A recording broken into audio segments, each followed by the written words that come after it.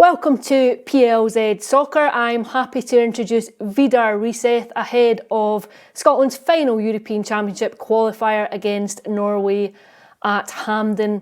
Thanks for coming on, Vidar. It's a pleasure to have you here. But can you just kick us off by telling us what has been the reaction in Norway to the campaign and how it's played out? What can I say? Everybody, not everybody, but lots of people in Norway talking about it. I think that most of the people have got the message. So it's a lot of different discussion. Yeah, what has that discussion revolved around? You know, I think, is it 23 years since Norway were last at a World Cup or a European Championships? Yeah, it is. And, it's really disappointing because we have a great team on the paper. But, Ståle Solbakken, he haven't got the best out of the team. We are really good. The forwards are really good. We have like Haaland in the team and Ødegaard, and lots of good players in the midfield and in the front. But the defense have struggling a little bit, and that had been our biggest problem in this qualification. Is it a problem having someone like Haaland? A nice problem, obviously, a headache, but do you feel as though maybe there's too much focus, too much pressure, too much expectation, and too much building the team around just one player? Yeah, it's everybody, of course, when we have maybe the best players in the world at the moment, he's the best striker in the world. But so he got a lot of focus because what he delivered to Manchester City, it's unbelievable. He's scoring goals every week, and that is good for Norwegian football, of course, because if you look at all the young players in Norway who look up to Haaland, that is really good. And then we have also Martin Ødegaard, who do it really well for Arsenal. So they get lots of focus, both and then, I think also that there is too much focus on two players, and the rest of the team, have to deliver as well. And we haven't done that in this qualification. Do you feel as though you've not got the best out of those guys? Yeah, I will say that because what can I say? If you look at the team, all the players who's playing, they playing in a different league. But we have players who play in Italy, we have in Germany, we have in England, and so every week they play in the best league. But if you look at our forwards, we have been struggling to put the right team in the defense together, I think, and so we haven't defended really well in this qualification, and then that, is the main problem for the Norwegian national team. When the draw was made originally, Vidar, was the expectation that Norway would go on and secure that second spot, that Spain would win it, Norway would be second, and Scotland would be beneath Norway?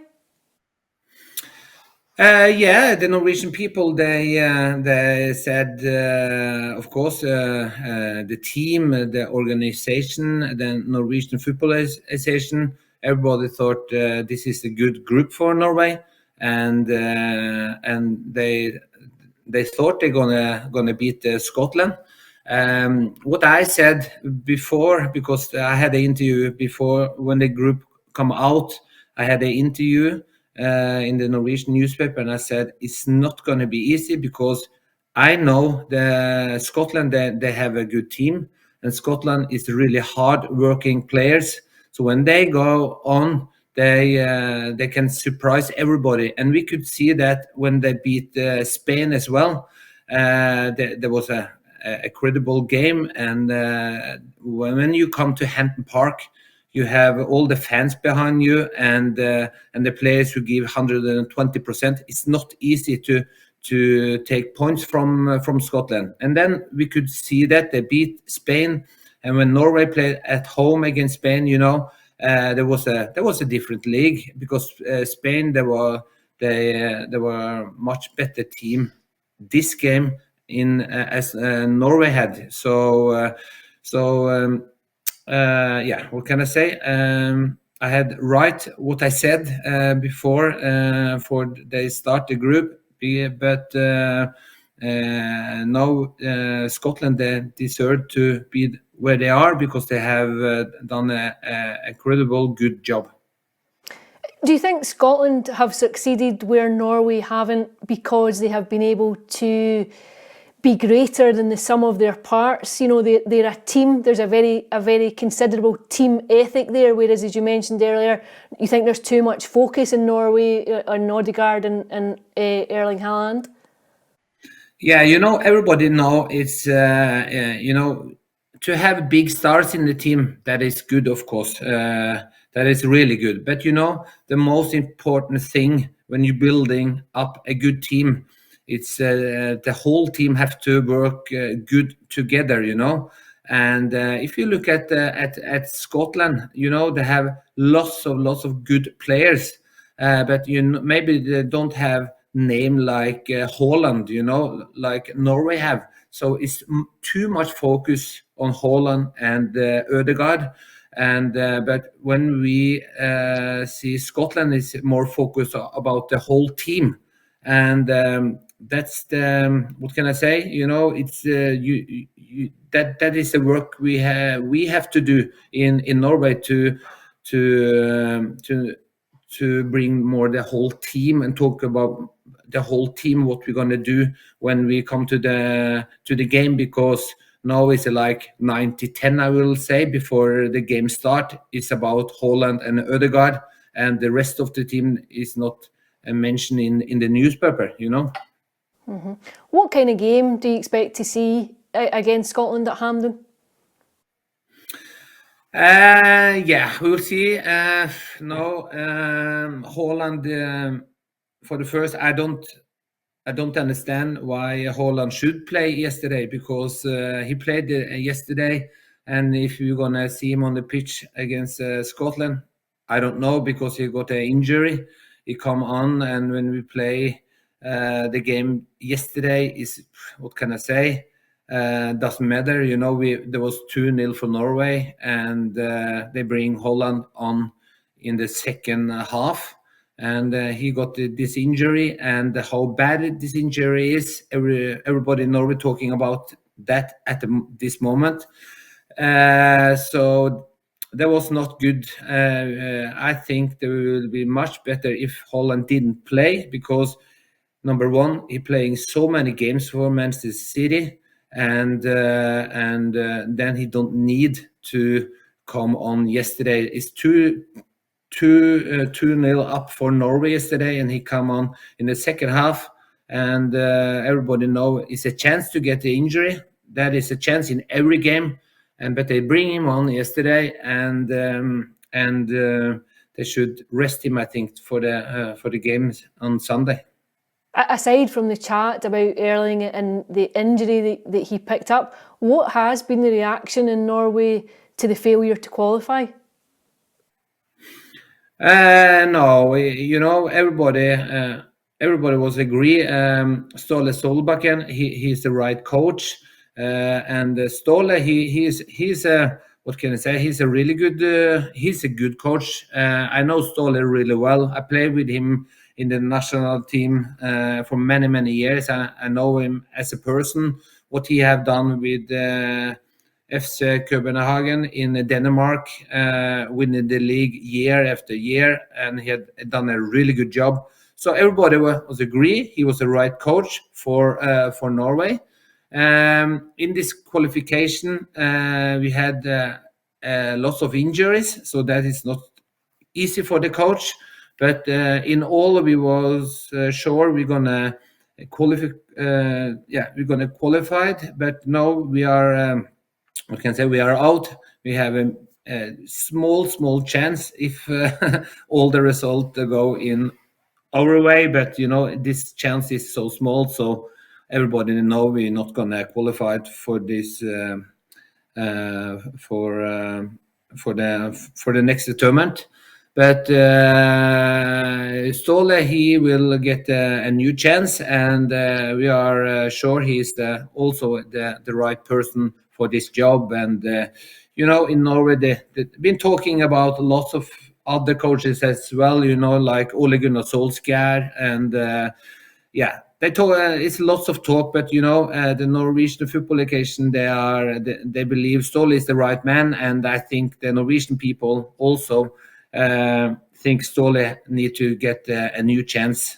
So we will see. You think he'll get one more campaign? Yeah, for sure. There'll be a familiar face to you at Hampden against Scotland in Norway colours. I would expect that Chris Ajer will play. Yeah, Chris Ajer. Chris Ajer have done it really well in the Premiership this season, and he have been, what can I say, more a leader, and so he gonna play, and also he knows Scottish football really well because he played for Celtic for many years, and he know what's gonna come in Hampden Park. And that is, of course, it's good. So I'm sure Ståle gonna pick Ajer for this game. And when Ajer is on the top, he's a quality good player. So we will see what's gonna happen. Do you feel as though he needed just a bit of time to acclimatise after moving from Scotland to going south, going down to England?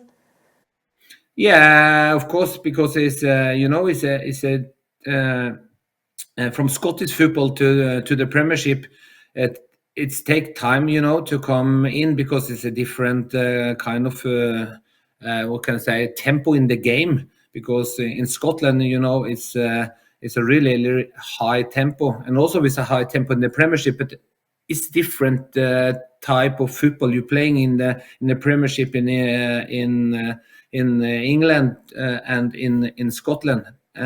So take some time, but he have showed this season he been better and better and better, and he have done it really well now for his team. And just on the back of this campaign, do you think that the reputation of Scottish football has been enhanced just by the fact that Scotland have qualified? Yeah, what can I say? It's. I remember in the last time the World Cup in 1998, we played against Scotland in 1998. I played all this game in this World Cup, and there was a tough game against Scotland. And what can I say? The Scottish player, they have this mentality.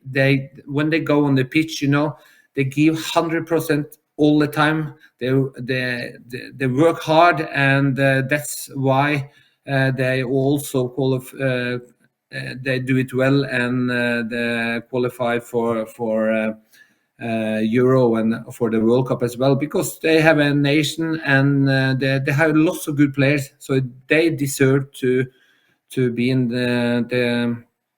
this competition, of course, because they have they have this mentality, and they have lots of good players.